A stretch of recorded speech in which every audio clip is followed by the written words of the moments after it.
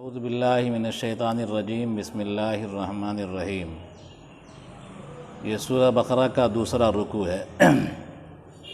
یا ایھا الناس، ای اہل مکہ اعبدوا وحدوا ربکم الذی خلقکم، اے لوگو یعنی مکہ والوں، تم عبادت کرو اپنے اس پروردگار کی جس نے تم کو پیدا کیا، ولم تکونوا شیئا، اور تم کچھ نہ تھے۔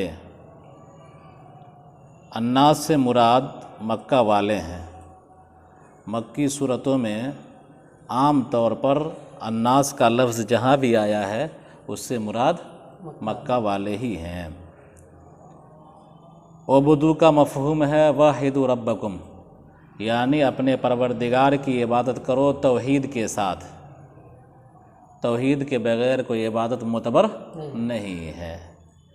عبادت کی بنیاد توحید پر قائم ہے، اس لیے جہاں بھی ڈائریکٹ اہل مکہ کو اعبدوا سے خطاب کیا جائے گا وہاں پر عبارت نکالی جائے گی وحدوا ربکم۔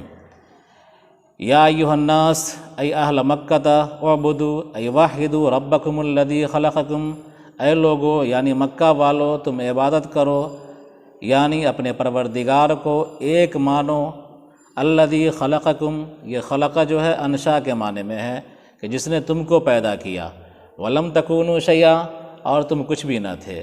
ظاہر سی بات ہے کہ انسان اپنی تخلیق سے پہلے کچھ نہیں ہوتا ہے۔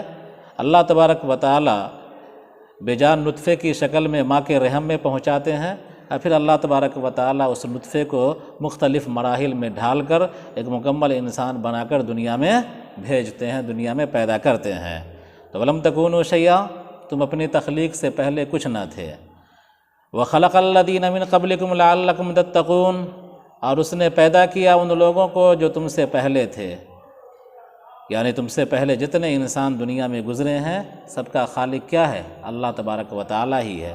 تو جس کے اندر خالقیت کی صفت ہوگی وہی اس لائق ہے کہ اس کی عبادت کی جائے، اور جس کے اندر خالقیت کی صفت نہیں ہوگی وہ معبود نہیں ہو سکتا ہے۔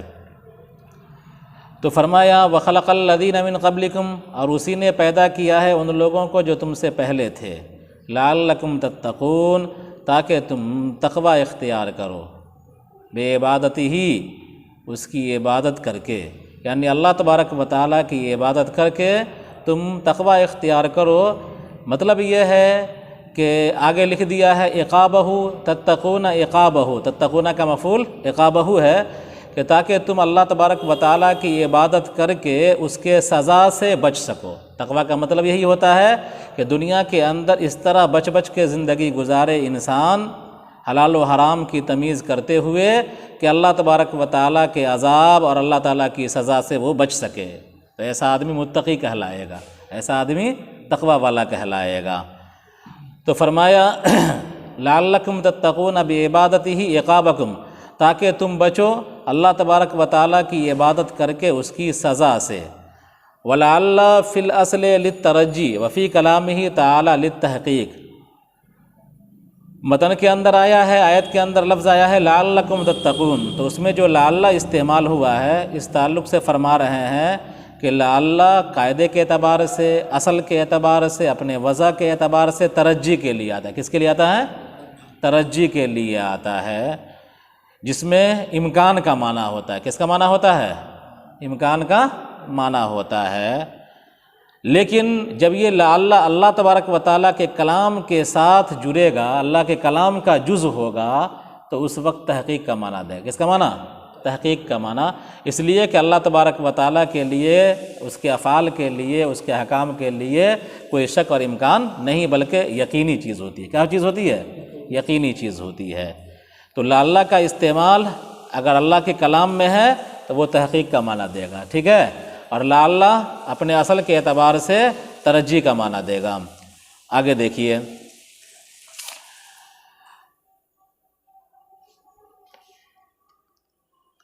لعلکم تتقون بعبادتہ عقابہ، ولعل فی الاصل للترجی وفی کلامہ تعالی للتحقیق، الذی جعل ای خلق لکم الارض فراشا۔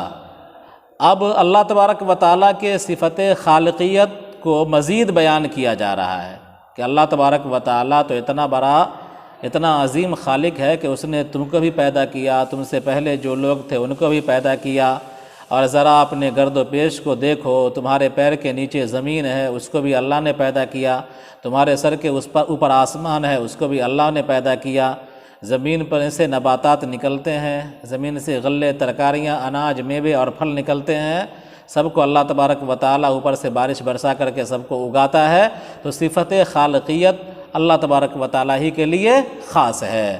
تو فرمایا الذی خلق لکم الارض فراشا، جس نے تمہارے لیے زمین کو بچھونا پیدا کیا، بچھونا بنایا، جس نے تمہارے لیے زمین کو بچھونا بنایا۔ فراشن یہ حال ہے، کیا ہے؟ یہ حال ہے کہ جس نے تمہارے لیے زمین کو پیدا کیا، اس حال میں کہ زمین فرش بنی ہوئی ہے، اس حال میں کہ زمین بچھونا بنی ہوئی ہے۔ تو الارض بنے گا ذوالحال، اور فراشن کیا بن جائے گا؟ حال بن جائے گا۔ فراشن کا معنی لکھا ہے بساطن یفترش، ایسی دری جو بچھائی، یفترش ایسی دری جس کو بچھایا جائے، ایسی چٹائی یا ایسی دری جس کو بچھایا جائے۔ تو زمین ایسی ہی ہے، گویا کہ زمین کو بچھا دیا گیا ہے، دیوار کی طرح نہیں ہے کہ زمین کھڑی ہو، بلکہ فرش کی طرح ہے، دری کی طرح ہے کہ وہ بچھی ہوئی ہے۔ الذی جعل ای خلق لکم الارض فراشا، کہ جس نے بنایا تمہارے لیے زمین کو، یعنی پیدا کیا تمہارے لیے زمین کو، فراشن حال کہ اس حال میں کہ وہ بچھونے کے مانند ہے، بچھونا ہے۔ فراشن کا مطلب بساطن یفترش، ایسی دری جس کو بچھایا جائے، لا غایۃ لہا فی الصلابۃ او اللیونۃ فلا یمکن الاستقرار علیہا، لا غایۃ لہا فی الصلابۃ او اللیونۃ، یعنی سختی یا نرمی، سختی نہ زیادہ سخت ہے خوب اور نہ ہی خوب نرم ہے، اتنا سخت نہیں ہے کہ سوراخ نہ ہو سکے اور اتنا نرم نہیں ہے کہ انسان جل نہ سکے، پیر نہ ٹک سکے۔ تو زمین جیسی ہونی تھی اللہ تبارک و تعالیٰ نے زمین کو ویسا ہی بنایا ہے، یعنی نہ بالکل سخت ہے کہ سوراخ نہ ہو سکے اور نہ بالکل نرم ہے کہ پیر نہ ٹک سکے، ہے نا۔ تو لا غایۃ لہا فی الصلابۃ، انتہائی سخت بھی نہیں ہے، او اللیونۃ، نہ اتنا نرم ہے کہ اس پر ٹکاؤ ممکن نہ ہو، والسماء بناء، اور اللہ تبارک و تعالیٰ نے آسمان کو چھت بنایا، بنان کا مطلب سقفن، چھت بنایا، بنان کہتے ہیں عمارت کو لیکن مراد عمارت کی چھت۔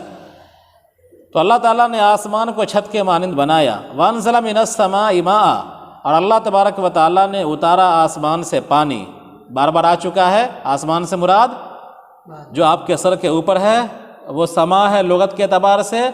تو جہاں بھی بارش کے آسمان سے اترنے کا ذکر قرآن کریم میں آیا ہے، وہاں بادل ہی مراد ہوگا، اور اس کو بادل کو سما اس لیے کہا گیا کہ وہ ہمارے سر کے اوپر ہے۔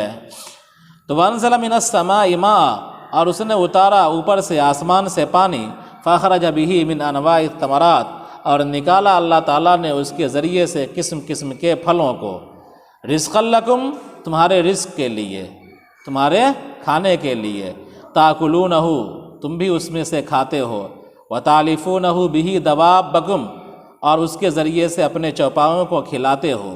یعنی زمین سے اللہ تبارک و تعالیٰ نباتات نکالتا ہے، سبزے اگاتا ہے، غلے، ترکاریاں، اناج، میوے اور پھل جو انسان کے بھی غذا کے کام آتے ہیں، اور جانوروں کا چارہ بھی بنتا ہے گھاس پھوس کے ذریعے سے۔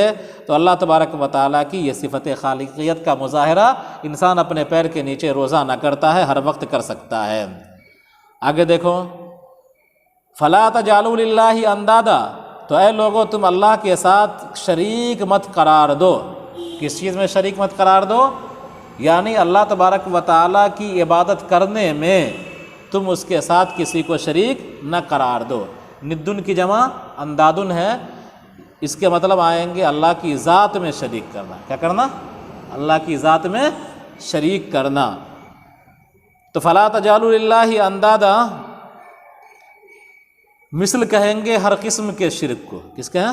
مثل کہیں گے ہر قسم کے شریک کو، لیکن ندن کہیں گے جس کی جمع اندادن ہے، یہ کہیں گے خدا کی ذات میں شریک کو، خدا کی ذات میں شریک کو۔ تو فلا تجعلوا للہ اندادا، تو تم لوگ اللہ کے لیے شریک مت قرار دو۔ اندادن کا مفہوم نکالا، اندادن کا معنی کیا شرکان فی العبادہ، یعنی کہ تم عبادت میں شریک مت قرار دو۔ شریک کا مطلب خدا کی ذات میں شریک۔ وانتم تعلمون، اور تم جانتے ہو، کیا جانتے ہو؟ انہ الخالق ولا یخلقون ولا یکون الہا من یخلق، اور تم جانتے ہو اس بات کو کہ اللہ تبارک و تعالیٰ ہی خالق ہے، اور اللہ تبارک و تعالیٰ کے علاوہ جن معبودوں کی تم لوگ پوجا کرتے ہو وہ خالق نہیں ہے۔ ولا یخلقون، یہ معبود جن پر تم ٹیک لگائے بیٹھے ہو، جن کی تم پوجا کرتے ہو، یہ کوئی چیز پیدا نہیں کرتے۔ ولا یکون الہا الا من یخلق، اور الہ وہی ہو سکتا ہے جو پیدا کرتا ہو، یعنی جس کے اندر صفت خالقیت ہو وہی الہ ہو سکتا ہے، جس کے اندر پیدا کرنے کی صلاحیت ہو وہی خدا ہو سکتا ہے۔ یہ تمام معبودان جن کی مشرکین کافرین پوجا کرتے ہوئے آ رہے ہیں، یہ تمام معبود کیا ہیں؟ خالقیت کی صفت سے آ رہی ہیں، وہ خود دوسرے کے پیدا کردہ ہیں، دوسرے کے بنائے ہوئے ہیں، وہ کیا پیدا کریں گے کسی چیز کو؟ تو جس کے اندر خالقیت نہ ہو وہ خدا ہو نہیں سکتا۔ وَإِن كُنتُمْ فِي رَيْبٍ أَيْ شَكٍّ مِّمَّا نَزَّلْنَا عَلَىٰ عَبْدِنَا مُحَمَّدٍ مِّنَ الْقُرْآنِ أَنَّهُ مِنْ عِندِ اللَّهِ فَأْتُوا بِسُورَةٍ مِّن مِّثْلِهِ أَيَّ الْمُنَزَّلِ وَمِن لِلْبَيَانِ أَيْ هِيَ مِثْلُهُ فِي الْبَلَاغَةِ وَحُسْنِ النَّظْمِ وَالْإِخْبَارِ عَنِ الْغَيْبِ۔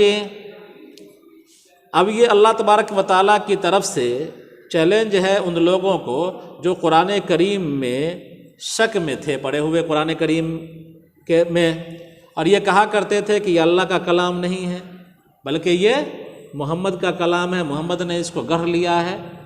تو اس طرح کا جملہ جو بھی مشرکین حضور کے وقت میں بولا کرتے تھے یا بعد میں جو بھی بولتے ہیں، ان تمام کے لیے چیلنج ہے۔ وَإِن كُنتُمْ فِي رَيْبٍ مِّمَّا نَزَّلْنَا، اگر تم کو شک ہے اس چیز میں جو ہم نے نازل کیا ہے اپنے بندے محمد صلی اللہ علیہ وسلم پر، من القرآن، یعنی قرآن میں، انہ من عند اللہ، کہ یہ اللہ کی طرف سے ہے، یعنی قرآن کے اللہ کی طرف سے ہونے میں اگر تم کو شک ہے اور تم یہ سمجھتے ہو کہ پتہ نہیں قرآن اللہ کی طرف سے ہے یا نہیں ہے، لگتا ہے کہ نہیں ہے اللہ کی طرف سے، محمد نے اس کو گڑھ لیا ہے، تو اس کے لیے کھلا چیلنج ہے۔ فَأْتُوا بِسُورَةٍ مِّن مِّثْلِهِ، تو اے لوگو تم لے آؤ اس جیسی کوئی صورت۔ کس جیسی؟ المنزل، اللہ تبارک و تعالیٰ نے جو صورتیں اتاری ہیں ان صورتوں کے جیسی کوئی صورت تم لے آؤ۔ وَمِن لِلْبَيَانِ، من بیان کا ہے، من مثلہ سے پہلے جو من ہے، مثلہ سے پہلے جو من ہے وہ بیان کے لیے ہے۔ من کی کئی قسمیں ہوتی ہیں نا، من بیانیہ، من تبعیضیہ، ہے نا، تو من بیانیہ ہے۔